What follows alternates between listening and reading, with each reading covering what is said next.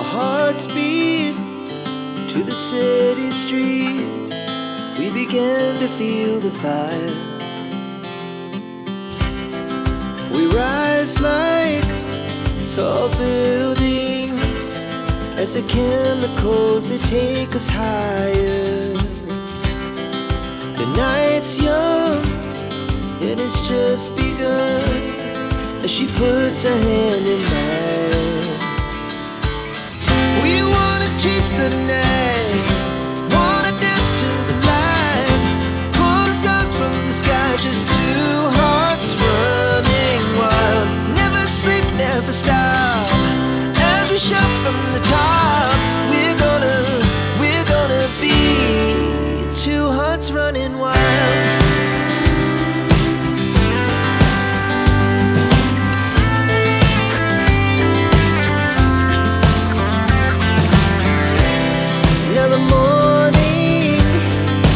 Afternoon, we lay awake in bed.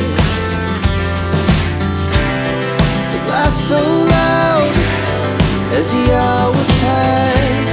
We're gonna do it all again. We wanna chase the night, wanna dance to the light, pull the stars from the sky, just two hearts running wild. Never sleep, never stop, shout from the top. We're gonna be, we're gonna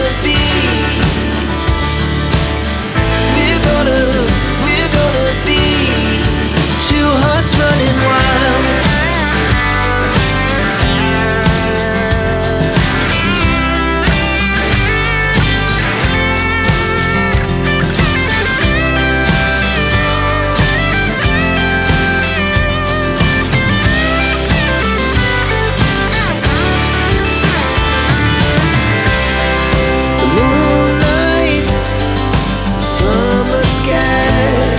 The best we ever had,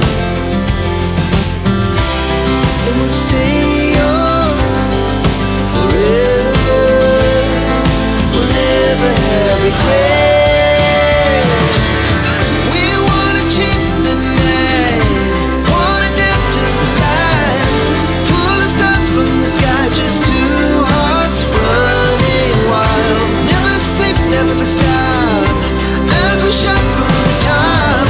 We're gonna be two hearts running wild. We're gonna be, we're gonna be two hearts running wild.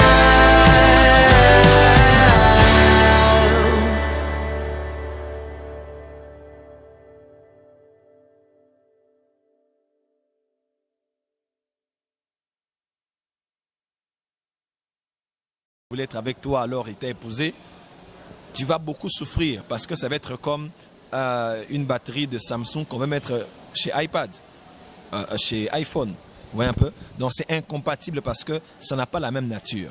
Ce sont tous des téléphones de très bonne qualité, mais il y a incompatibilité parce que ça n'a pas été conçu pour ça.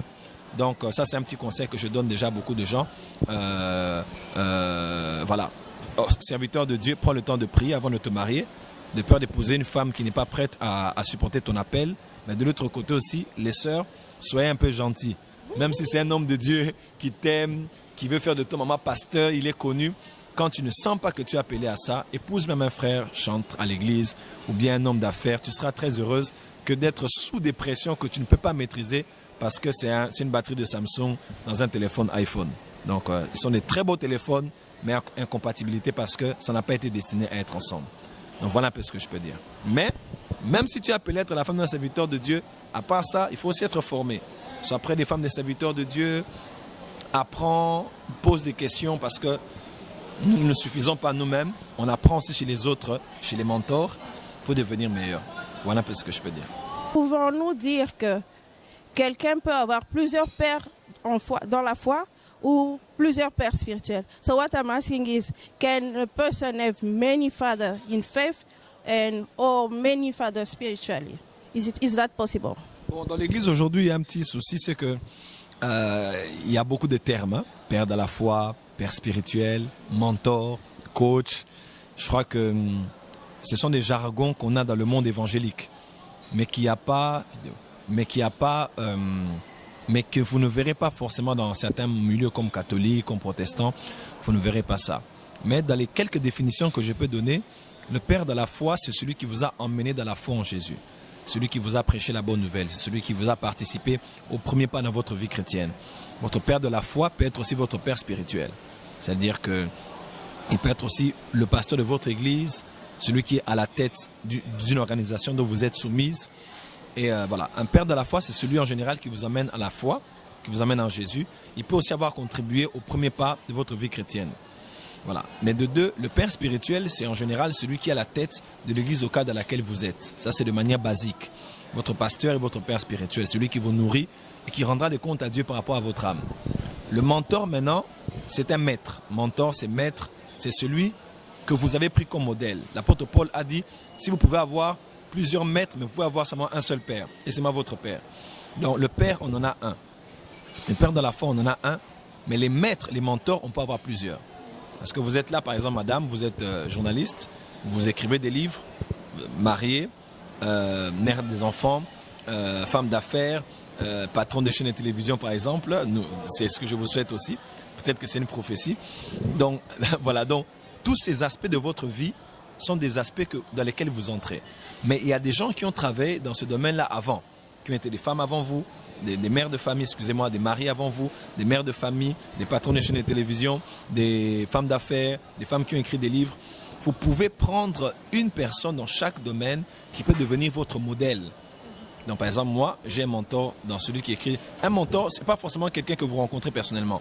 Ça peut être quelqu'un de loin. Par exemple, tu prends T.D. Jakes, tu aimes bien ses livres, tu dis, je vais commencer à faire mes livres comme lui. C'est un mentor, c'est un maître, c'est quelqu'un qui vous inspire, c'est un modèle pour vous. Le coach, maintenant, c'est différent. Un coach, par exemple, je chante à la chorale d'une église. Mon mentor, c'est Donnie McKirkin, avec qui j'étais à Djobo d'ailleurs, Donnie McKirkin. Mais mon coach, c'est le responsable de la chorale. Ouais. Le responsable de la chorale, ce n'est pas mon modèle. Mon modèle, c'est Donnie McKirkin, c'est mon mentor. Mais mon responsable de la chorale, c'est lui qui me coach tous les jours. Technique vocale, ceci, cela. Donnie McKirkin ne fait pas ça pour moi. Mon coach de la chorale n'est pas mon modèle.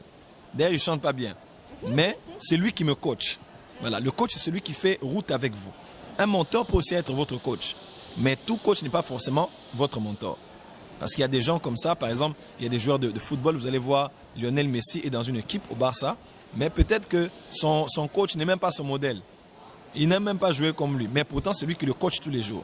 Son modèle peut être Maradona ou quelqu'un d'autre. Donc le mentor, c'est celui qui est votre maître, qui peut être près ou loin de vous, qui vous donne le modèle de ce à quoi vous voulez ressembler. Le coach, c'est celui qui fait les pas avec vous tous les jours.